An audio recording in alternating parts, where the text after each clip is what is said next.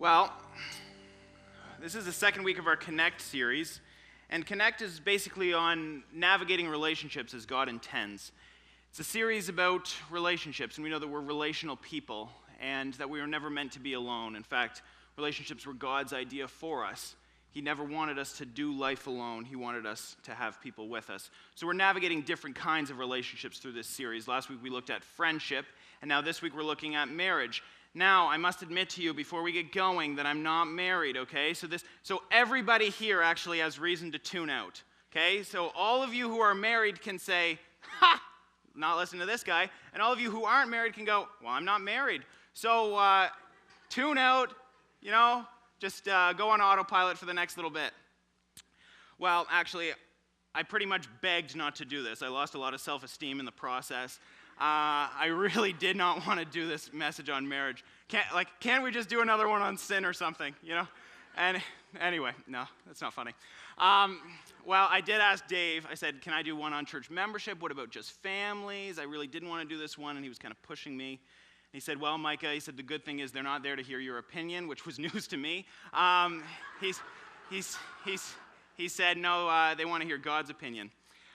So that was good encouragement for me, and I'll take that with me for a little while. So today the first big question I want to look at is why marriage? Why marriage in today's world? And actually I asked a few love gurus from our congregation this question, and they presented their answers here. So we're just going to show you a little quick video on why marriage. She does everything. You always have someone to laugh at your jokes, and you always have somebody to laugh at you when you tell a bad joke. Because I never want to say table for one ever again. We wanted to have a family, and we wanted to stay together forever, and we wanted to do it the way that God intended it to be done. Marriage to me is a simple reality of going public with something that's been burning in your heart and in your mind for a long, long time, and letting the whole world know. Companionship over time. I've been married for over 20 years to Joy, and I am still learning new things about her all the time. It takes time to get to know another person, to become a better person, and being in a relationship over a long time is one of the things that helps you to become a better person. Well, there you go. Let's thank our gurus today. So unfortunately, there was one interview that didn't make the cut, and that was with Amy MacArthur, who said, well, it's better to get married than burn with passion. So there you go, Amy. Thank you for that lovely advice. Jeff, my man. Okay. Well, thank you, Amy. You didn't get off so easy. Well, so why marriage? Why marriage? See, in today's world, the way I look at it is people are asking themselves this question more and more. They see marriage just as a thing of the past. It's something that could mess up their good system they've got going on right now. It's just a piece of paper. We already live together. Why would we get married? Why would we get married? And see, divorce is on the rise. 50%, it hovers around there, sometimes more, maybe a little bit less. But see, why would you mess up a good thing with marriage today? See, this is what people are thinking. And as somebody who's young and amidst different secular cultures of young people, I would say that this is on a lot of people's mind. Why would I get married? See, I think what people are really looking for instead of marriage is they want to just keep their options open. They want to keep their options open instead. What if that person loses their hair? What if that person gets pregnant? What if that person gets fat? What if that person... What if? And actually, best case scenario in marriage is you get old together and then, being old isn't even that good at all, right? So best case scenario is you get old. That's no fun. Well, so why marriage? Well, I consider this question a lot, actually. And, amidst this struggle, amidst all of this, hypotheticals and unopened questions and possibilities, I wanted to come to, the Christian reason of why marriage. So here is the Christian reason. Well, we're already on point number 2. We're cruising along today. This is great. Well, the Christian reason is future love. Number 2, future love. Malachi 2:14 says, "She is your partner, the wife of your marriage covenant." See, many of us would have heard the word covenant thrown around a little bit in church. For those of you who are familiar with this word, this is easy for you, but those of you who don't, which is probably quite a few of us, we don't really know what a covenant is, actually. It's maybe some Bible-y word that we've heard, but we don't know what it is. But we often hear that marriage is a covenant, and Malachi gives us that truth right there. See, marriage is a covenant, and you've often heard this, perhaps. And what is a covenant after all? Well, I want to define a covenant really quite easily today. I want to say it's a binding agreement with consequences if it isn't followed. Basically, is my best, really easy definition for you of what a covenant is. See, we get this word from ancient culture and what a covenant was in the day. And I'll just give you a quick explanation of it. So, a covenant would have been an agreement between two people that would have been bigger than a promise. It would have been bigger than just a casual agreement or a deal. A covenant was something really quite deep. It was the deepest kind, the most intense kind of agreement between two people. It was not easily broken, and it would have been done for lots of reasons, not just marriage. And in fact, the word covenant can be easily translated as testament as well. So those two words can be used interchangeably, testament or covenant. So interestingly enough, we have an Old Testament, an Old Covenant, and we have a New Testament, a New Covenant. So for those of you who do know what an Old Testament and a New Testament are, this maybe sheds a little bit of light on it. And in the Bible, we have a few main big covenants that come up between God and his chosen people. The first would be, well, actually, I'm not going to share all of them, but one of the first big ones is the covenant with Noah. And God basically makes a covenant with Noah where he says, Noah, I am never going to flood the world again, period. You don't have to do anything in this covenant. I am telling you that I am making an agreement with you that I will no longer flood the world the way that I just did. It's not happening again. Bam, there's one. Another one is with Abraham, and God actually presents this to Abraham again, and Abraham doesn't do anything in return. This is God saying, Abraham, this one's for you. And he says, I'm going to make your offspring as numerous as the stars in the sky. I'm going to make you a great nation, Abraham. And it's not conditional for Abraham. It's a great presentation of, here's what I'm going to give to you. Here's my covenant with you, Abraham. I will not break what I've just given you. No matter what, this is for you. Another one is with David, the Davidic covenant, which is a huge one. And he says to David that a Messiah is going to come from your line. You'll always have somebody on the throne of Israel. You'll always have somebody on the throne. See, these are just a few of the covenants, but all of them are made by God for these people, and they are really dependent on God's work in the situation. See, God's saying, I will be there the whole way along to see this through. No matter what, I'm going to make this happen. And some of these stories are familiar to you now. So that's our old covenant. And actually, the new covenant then is sparked by Jesus. And actually, at the communion table, we've often heard this said. But when Jesus takes the cup, he says, this cup is the new covenant of my blood, in my blood. Do this every time you think of me. We've heard these words time and time again. But Jesus is signifying a new promise now between God and his people. See, before he'd made it with some specific people. With Abraham, he's saying, your offspring's going to be huge. It's going to be awesome. It's going to be exciting. To David, he's saying, just wait. Even if your sons all the way along are bad, which a ton of them were, he's saying, I'm keeping my promise with you. Even he specifically says about Solomon, if he's terrible, which he was eventually, I'm going to keep my promise with him. And then finally, Jesus comes along and he's saying, with this cup, hours before I die, I'm making a new agreement with you. And this cup is ingrained in the fact that I'm about to sacrifice my life for you and the deep significance of what that means. Here's the covenant, and guess what? It's not dependent on you. It's dependent on me and what I'm about to do for you. See, we've worked through this the last few weeks. This isn't new news if you've been traveling with us. What this is Jesus is saying, okay, here's my covenant with you. It doesn't depend on if you lose your hair or get fat or get pregnant or get old. My covenant with you is based on my love. It's based on what I'm doing, and I will not fail. I will see this through. I will see our time through no matter what. I'm picking you, you're coming with me, and we're going to walk hand in hand until the end. till death do us part, and then you can be with me forever. See, this is the covenant that Jesus reflects, that God reflects. This is the kind of covenant that he is saying, look at your marriage in this way.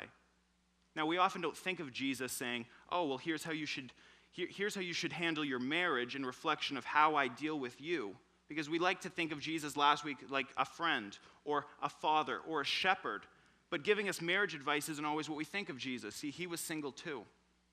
But he's actually making a big declaration here. He's saying, when I get into a covenant, here's how I do it. And when you get into a covenant, here's how I want you to do it. I want you not to give up on the other person. And as long as it depends on you, I want you to be with that person no matter what. I want future love to fix this relationship to the ground, to keep it strong until the end. It's about future love for me, and I will always love you. That's what he's saying. Well, I'm not married, but I am engaged. And actually, sadly, we hadn't traveled together very far, you and I, all of you and I. Actually, the first week I was here, I got engaged that night.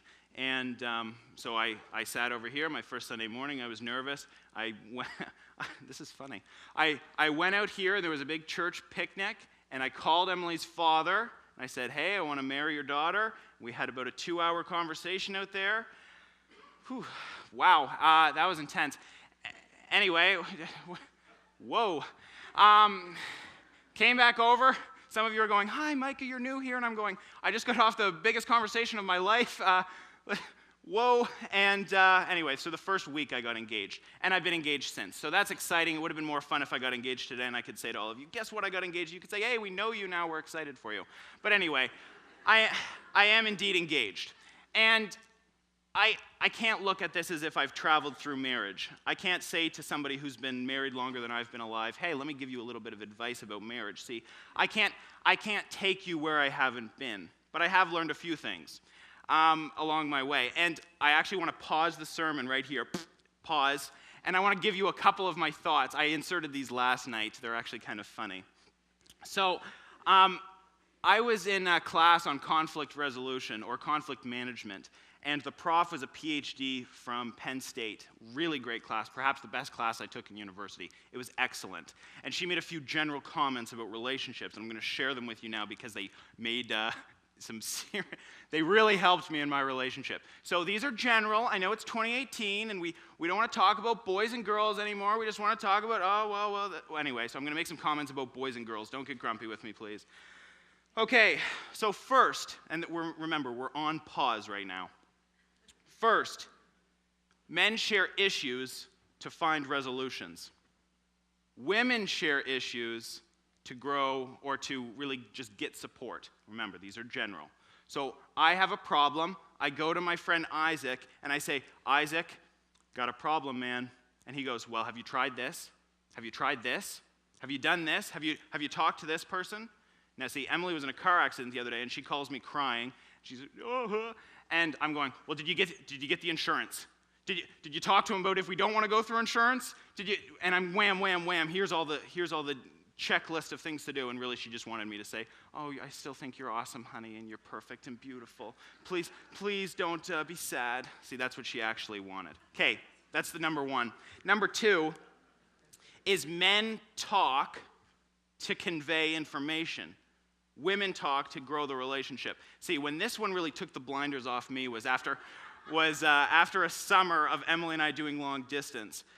Whew. Anyway, long distance is no fun.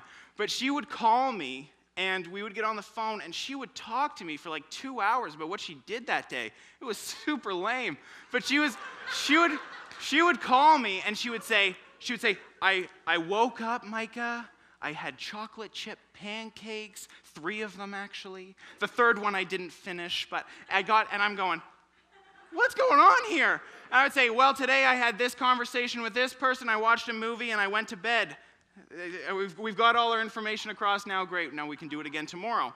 So here you go. So I hope these shed a little bit of light in some of your relationships. They come from a Penn State PhD, so they're maybe not as mundane as what I'm telling you about. Well, our third point, and we're going to unpause. Okay, unpause. Our third point is called puzzle pieces. Puzzle pieces. Now, see, as much as I can come to you and I can say, well, do you know what marriage is? It's a reflection of God's promise with us. It's a reflection of the promise Jesus made right before he went to the cross. And we can get really into this and we can go, oh man, that's nice and that feels good. Well, still, I'm not going to say that marriage is going to be easy. It's not going to be easy for me. And those of you who have been married can say, yeah, it's not going to get easier. In fact, there's going to be hard things that happen along the way.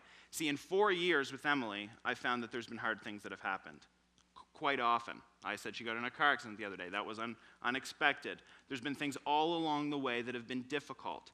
And for those of you who have been married, you can say, yeah, it doesn't slow down. Things are still hard. And as much as I want to say to you, oh, well, we've got God's promise. He's going to be with us. And that's what it looks like to be in a marriage. Well, this is nice, but then we still have problems. We still have difficult things that come up.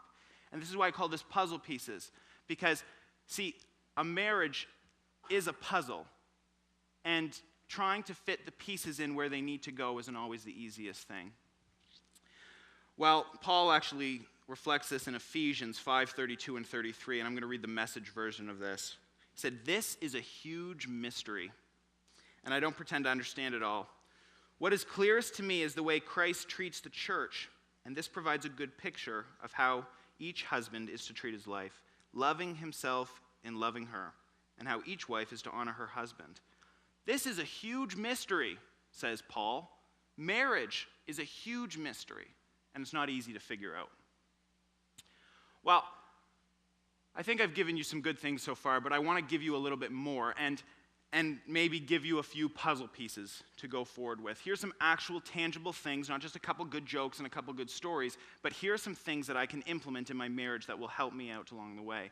And as I've said to you, I'm not married, but I might know a thing or two about what the Bible has to say about these things. And actually, I didn't always look for my own opinion here. In fact, I went to everyone else's opinion first on these things.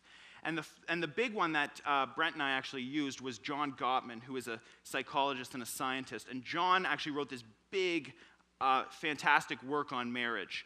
And a lot of his points were really biblical, and they were ingrained in biblical ideas. And we worked this through, and he has 7 huge things that keep a marriage intact.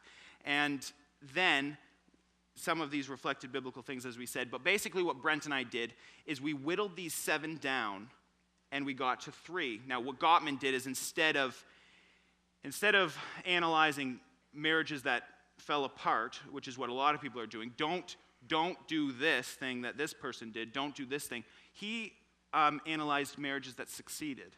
He analyzed people that had been married for a long time, people that had been married through tremendous struggle. And then he got these 7. And I said, I'm not going to give you 7, but I'm going to give you 3 that are ingrained in biblical principles and that are based on his 7. The first is to know each other. To know each other. Well, some of you who have been married for a long time could say, I know exactly what they like to eat, I know exactly what they like to watch, I know exactly where they like to go and all of their little tendencies. But do you actually know your spouse? Do you know what interests them and what doesn't interest them? Do you know what they do when they go out? Do you know what makes them happy? Do you know what makes them angry? Do you really know them? And have you actually freed up space in your mind to say, I am going to eliminate selfish thoughts and I'm going to imprint who they are and what they need into my mind. I'm going to free up space in my mind to just focus on what that person loves and that person hates and what that person needs from me. I'm going to look at this unselfishly, and I'm going to completely know them as much as I can. Know what they really need and how to implement it. First is know each other. Know that person. Know them. The second is deal with it, and I think this is a huge one. Just deal with your problems. Well, see, in this conflict management class I took several years ago, that was the big thing. Because there's a lot of people that reach conflict and then say, oh no, we've got conflict, now what do we do? And people compromise, or people be quiet, and they shut in, and they don't deal with problems. But the people that say, I am going to tackle our problems head on, are the people that get through their conflicts. And I understand that some conflicts are huge. But the people that say, I'm going to deal with these things as they come up, those are the people that succeed in these situations generally. See, People that turn towards their spouse in problems and say, let's work this out, me and you. Instead of turning away from them, hunching back and saying, oh, I don't want to deal with this. You know what, I'll keep it in. Those are the people that end up blowing up eventually. The people that end up having an angry outburst. The people that end up freaking out about something small eventually. Or they're the people that end up finding themselves at a crossroads at the end going, where did we go wrong? Well, perhaps it was that you didn't deal with problems as they were going on. So I want to say to you today, don't be nervous to deal with your problems. And this is good relationship advice for everything. Please deal with problems as they come up, and you'll find yourself better at the end of the day. Number 3, and this is above all, this is what a sermon on marriage is all about. See, the big verse on marriage is basically that a man will leave his family and come together with his wife, and they will become one flesh. And a lot of people like to just go, oh, it's about sex, but actually it's bigger than that. When we're talking about this, we're talking about coming together, it's actually a really big theological thing that I haven't completely figured out yet. I'm working on it now, and this really spiked my interest this week. But coming together to become one flesh is actually a deep theological thing where two people are becoming completely intertwined and are saying, I love what that person loves. I don't like what that person doesn't like. And we think in a like-minded fashion. And as we travel the years, the problems and the good times and the adventures together, we are becoming one. We are like-minded in all things. So the third point is that we look at each other as a we, not as a me. Are you concerned first with your own self-interest or about the interest of your group as a whole, your marriage partner? See, because if we look at things and say, what first concerns me is me, then that's a terrible viewpoint to go into a marriage with. See, everything in a marriage should be looked at as we. We're coming together. We are deciding what to do. We are making decisions together as a team. We're a team. We're one flesh. We're one body. We're not a me anymore. We're a we. And this involves knowing each other. This involves growing together. This involves all the aspects of marriage. So, those are our 3. Well, I want to invite the hospitality team to come up. And for those of you who were here last week, you got a little bit of this. See, as we deal with our Navigating Relationships Connect series, we are really trying to break down some walls that I think we've spent some time building up. See, last week I said quite offhandedly that the 3-minute rule was lame, and I might hear about that in a couple weeks. But do you know what? Here's what I don't like about the 3-minute rule, and I should have clarified. I don't like that we have to make a rule that says you should go talk to someone. What I would prefer is actually that you would just go talk to someone, and we don't have to make a rule around it. And I'm not getting angry at anyone in particular, but I just want to say, as a family, we're a family. When a church family is called a family, that means we come together. We love each other the way Jesus loves one another. And we need to start with each other. If we are going to love the community in the way that we need to love the community, we need to start with one another. We need to love each other in an unbelievable way, the way that Jesus calls us to love each other. And what we're going to be doing is we're going to be doing something called Guess Who's Coming for Dinner. Guess Who's Coming for Dinner is an initiative that's not my own. This has been done many times by different churches in the Maritimes already. But Guess Who's Coming for Dinner is a chance for you to say, I want to be a host or I want to be a visitor. And as a host, I'm willing to have 5 or 6 people come to my house and have supper at my house. A visitor, on the other hand, says, I am part of a family of 4, 5, 6, 2, 1, and I want to go to somebody's house. You write down on the sheets, and they'll come around with the sheets. The first says host, the next says visitor. And you're not going to know where you're going. You're not going to know where you're going. But we're going to pair you up strategically with somebody that we want you to get to know, or just a friendship in the making. Maybe it is somebody you already know. But this is a chance for you and somebody else from your church family to really get to know each other, to fall more in love, if you want to say that. It just sounds kind of weird. But do you know what? As a church family, we want to be a family in every single aspect. So I really want to push you to sign up for this. This might really push your comfort zones. You might be really big into cleaning. You might be really big into not entertaining, or you're a huge introvert. But this is a great chance to meet new friends, and this is a great chance for our church family to grow. I'm just going to pray as we close, and then I'm going to invite the hospitality team to go out. Let's pray. Dear God, I thank you for helping me with a sermon on marriage. You know that I don't have much to say from my end, but you have plenty to say. Lord, you are deeply concerned with marriages. They're your idea, and they're the best idea. See, Lord, you know that the best scenario is the one which you conceived of, the one which you had in mind, and marriage was your idea. So in light of a world that says, why would I even consider marriage? You say, well, I've got a better plan. I've got a better idea for you. I've got a plan that sees you through with a best pal. I've got a plan that sees you through all these days. And Lord, you have given us a perfect reflection. Just as you gave us a perfect reflection of what it is to be a friend, you have also given us a perfect reflection of what it is to be a husband or a wife. Because, God, you've shown us that you don't give up on us.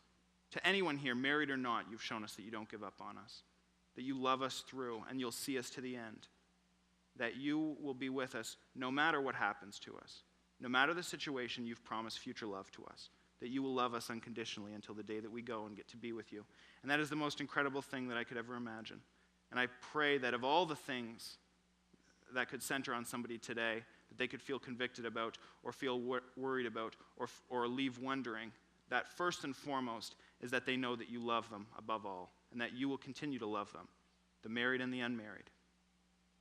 God, help us have good marriages. Help our church be a beacon of light, and as we consider Guess Who's Coming for Dinner, an initiative that will hopefully grow our church family in a big way. Lord, let us take a step of courage and a step of faith of getting to know each other. Lord, you love us, and you have given us a perfect example, and we want to love the way Jesus loved, and we want to do your will. So let us do so in our marriages and do so in our relationships and do so knowing that you are with us until the very end. In Jesus' name, amen.